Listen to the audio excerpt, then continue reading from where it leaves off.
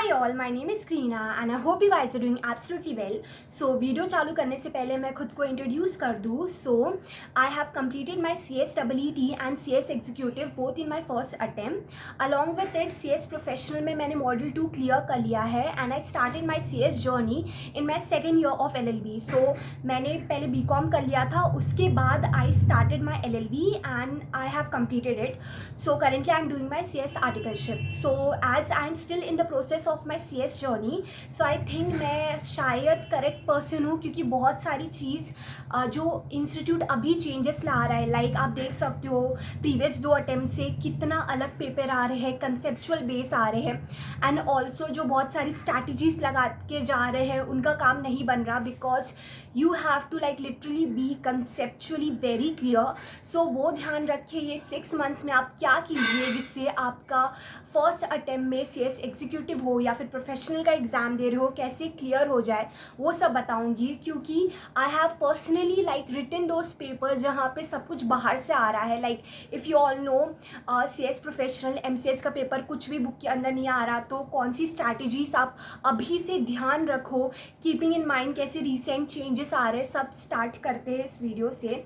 सो सबसे पहला है कि आप लोग को अच्छे से कंसेप्ट क्लैरिटी पे ध्यान देना चाहिए अभी इंस्टेड ऑफ स्ट्रैटेजीज।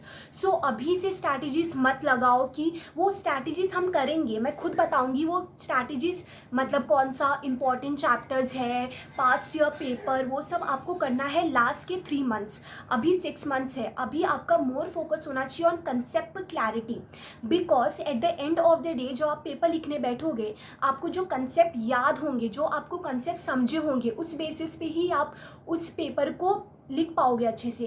तो अभी कंसेप्ट क्लैरिटी कैसे करना है, आपके पास वीडियो लेक्चर्स है, तो उसको आराम से देखो, समझो, ठीक है।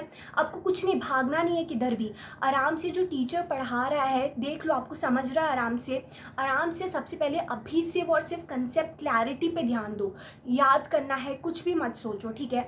आपको 3 मंथ्स समझो, ये 6 मंथ्स को हम 3 मंथ्स में डिवाइड कर रहे हैं, तो 3 मंथ्स से और सिर्फ कंसेप्ट क्लैरिटी पे ध्यान दो कि ये कंपनी लॉ है, कंपनी लॉ का ये पर्टिकुलर चैप्टर क्या बोलना चाहता है, एंड साइमल्टेनियसली आपको रीड करते जाना है, आपको लर्न नहीं करना है कुछ भी, बिकॉज लर्निंग टेक टाइम और आपको अभी बहुत सारे लेक्चर्स कंप्लीट करने। तो आप क्या करो, अगर आप कंपनी लॉ का एक लेक्चर देख रहे हो, तभी के कभी उसको रीड कर लो, बस ये देखने के लिए आपको समझा है कि नहीं, दैट्स इट। लर्न नहीं करना, रीड करके ये 3 मंथ्स आप कंसेप्ट समझो, रीड करो, दैट्स इट। एंड लास्ट के 3 मंथ्स में हमें बहुत अलग स्ट्रैटेजीज लगेंगी, वो मैं आपको बाद में अलग वीडियो बताऊंगी। सो अभी 3 मंथ्स पे ही हम बात करेंगे। जब उसके बाद है कि आप पूरे सिलेबस अच्छे से देखो। 100 मार्क्स में से आप पूरे सिलेबस को 2 पार्ट में डिवाइड कर लो, 50 मार्क्स एंड 50 मार्क्स। तो आप सोच रहे होंगे ऐसा क्यों बोल रही हूँ मैं। हम यूजुअली क्या करते हैं, हम एक ही ग्रुप या फिर एक पर्टिकुलर सब्जेक्ट स्ट्रॉन्ग करते हैं, पर क्या होता है, इंस्टीट्यूट पक्का एक सब्जेक्ट ऐसा है ही जो out of the box paper निकालता है। अगर हम प्रॉपरली सारा सब्जेक्ट थोड़ा बहुत अच्छी तरीके से करते जाए, तो अगर पेपर हमारे हिसाब से आया नहीं तो भी हम अच्छे से लिख पाए, उसके लिए आपको ये स्ट्रैटेजीज बता रही हूँ। तो आपको पूरे 100 मार्क्स को 50 एंड 50 डिवाइड कर लो। तो आपको कैसे पता चलेगा, इंस्टीट्यूट खुद बाइफर्केशन देती है, कुछ 50 मार्क्स का कुछ एक पर्टिकुलर पार्ट, 20 मार्क्स का एक पर्टिकुलर पार्ट, तो ऐसे 50 मार्क्स बन गए। तो जो भी पार्ट आपको देखने में ईजी लग रहे, या फिर आप जब लेक्चर देखोगे आपको समझ जाएगा कि कौन सा पार्ट इंपॉर्टेंट है जो 50 मार्क्स का लगा रहा है, वो आपको ध्यान रखना है। क्यों? क्योंकि उसको जब आपके टीचर पढ़ा रहे हैं, आपको ज़्यादा अच्छे से उसको समझना है, एंड ऑल्सो तभी के तभी वो जो लिखा है, और आपका मॉड्यूल भी चेक करना है। मॉड्यूल बहुत बड़ा है, एंड आई नो डर लगता है, इतना मुझे खुद को डर लगता था मॉड्यूल पढ़ने में स्टार्ट में, but in this journey I have learn कि कैसे मैं मॉड्यूल पढूं ताकि मुझे डर ना लगे। So what I used to do, यही पूरे 100 मार्क्स को 50 एंड 50 डिवाइड कर लो।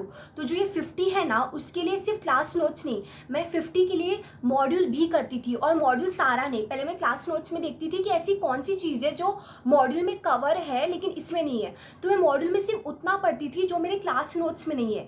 तो ये मैंने पर्टिकुलरली सारे सब्जेक्ट के जो 50 मार्क्स थे मेरे, उसके लिए सबके लिए मैंने मॉड्यूल रीड किया था। एंड ट्रस्ट मी गाइस, बहुत बार होता है कि कुछ पर्टिकुलर पार्ट जो बहुत इंपॉर्टेंट होते हैं ना वो मॉड्यूल से ही आते हैं, ठीक है। क्योंकि समझो अगर बहुत बड़ा सिलेबस है, उसमें से वो ट्राई करेंगे जो इंपॉर्टेंट पार्ट हो, समझो 20 मार्क्स का है, वो ट्राई करेंगे मॉड्यूल में से किधर से भी दे, सिर्फ क्लास नोट से नहीं आता है वहाँ पे। इसलिए आपको पर्टिकुलरली 50 मार्क्स आप शायद पूरा ना कर पाओ, लेकिन आप 50 मार्क्स का मॉड्यूल रीड करना मत भूलना, ठीक है। अभी 50 मार्क्स का कर लो, अगर आपके पास टाइम बचा तो आप पूरा मॉड्यूल भी रीड कर सकते हो, बट टाइम नहीं है, for to be in a safer side आप एटलीस्ट 50 मार्क्स का आपको मॉड्यूल रीड भी नहीं, आपको सिर्फ देखना है कि क्लासेस नोट्स में क्या कवर नहीं है, उसको मार्क करो, उसको रीड करो, that's it, to be at a safer side. Third है one module at a time. See, this is very very very important. 6 months है, आई नो बहुत आराम से बहुत ग्रुप क्लियर हो सकता है, मेरा भी हुआ था CS एग्जीक्यूटिव में, but what I did was पहले मैं मॉड्यूल 1 मैंने अच्छे से कर लिया था, ताकि मैं शॉर्ट था मेरा कि मॉड्यूल 1 तो क्लियर होने ही वाला है। तो इसलिए आप लोग भी सबसे पहले आप मॉड्यूल 1 का लेक्चर कंप्लीट करोगे, ये नहीं कि कुछ सब्जेक्ट मॉड्यूल 1 के, कुछ सब्जेक्ट मॉड्यूल 2 के, और 38 सितंबर आ गया और आपका एक भी ग्रुप प्रॉपरली लेक्चर भी देख के कंप्लीट नहीं है, ऐसा मत करो। मॉड्यूल 1 पहले लो, उसका सारा चैप्टर रीड करके, सिर्फ रीड करना है, लर्न नहीं, बहुत कम टाइम लगेगा, रीड करके एंड लेक्चर कंप्लीट करने हैं, दैट्स इट। 38 सितंबर का ट्राई करो, जितना हो सके मैक्स चीज़ कवर कर लो, एंड उसके बाद वाली स्ट्रैटेजीज मैं आपको बाद में बताऊंगी कैसे आप चीज़ें याद कीजिए, क्योंकि यहाँ पे आपने सिर्फ रीड किया है, कैसे आप चीज़ें याद कीजिए एंड एवरीथिंग मैं आपको नेक्स्ट वीडियो में बताऊंगी। लास्टली है, अभी से लेकर एग्जाम तक 1 क्वेश्चन डेली। आपको क्वेश्चन कहाँ से मिलेगा, अभी जाके, and trust me guys, recent question, recent question, ऐसे नहीं कि एकदम 10 साल पुराना पेपर, क्योंकि मुझे लगता है पहले इजी था, अगर आप स्कैनर भी उठाओगे एकदम स्टार्ट वाले क्वेश्चन तो इजी आएंगे, एकदम रिसेंट क्वेश्चन आपको उठाने हैं और आपको वो लिखना है, देख के लिखो, उससे क्या होगा आप यूज टू हो जाओगे क्वेश्चन आंसर लिखना कैसे है, उसमें आपको शायद 10 दिन में ही समझ में आने लगेगा कि फॉर्मेट कैसे लिखते हैं।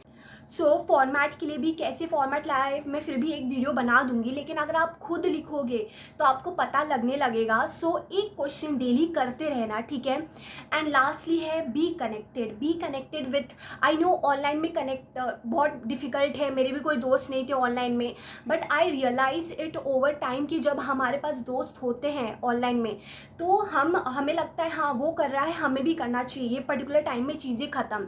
तो आप एक ग्रुप बना सकते हो व्हाट्सएप पे, जान सकते हो कि किसका कितना हुआ है, अभी आप फिर भी कर सकते हो। एंड में तो आप फ्रेंड्स से थोड़ा दूरी बनानी पड़ती है, पढ़ना पड़ता है, तो अभी आप फिर भी कनेक्ट रहो, या फिर टीचर से कनेक्ट रहो, वो अगर ऑनलाइन आ रहे हैं प्लीज़ उनके साथ ऑनलाइन ज्वाइन कीजिए, कि कुछ ना कुछ आपको जानने मिलेगा ही, ठीक है। या फिर उनके इंस्टाग्राम से उनसे कनेक्ट रहिए, या फिर यूट्यूब से भी कनेक्टेड। एंड ऑल्सो मैं तो भी हूँ यहाँ पे आप लोग के लिए। And also I will be soon starting my Instagram also, जो मैं बार बार बंद कर देती थी because of my this CS journey, but या दिस टाइम परमानेंट एक अकाउंट होगा, मैं उसका लिंक भी डाल दूँगी जल्दी अपने यूट्यूब चैनल पे।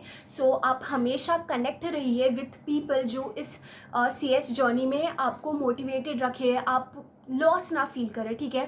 That's it for this video. ये मैंने आपको इन शॉर्ट मैंने इस वीडियो में बताया कि आप लेक्चर कैसे देखें और लेक्चर फेज में क्या करना चाहिए, बाकी चीज़ मैं आने वाली वीडियो में बताऊंगी। All the very best for your CS journey.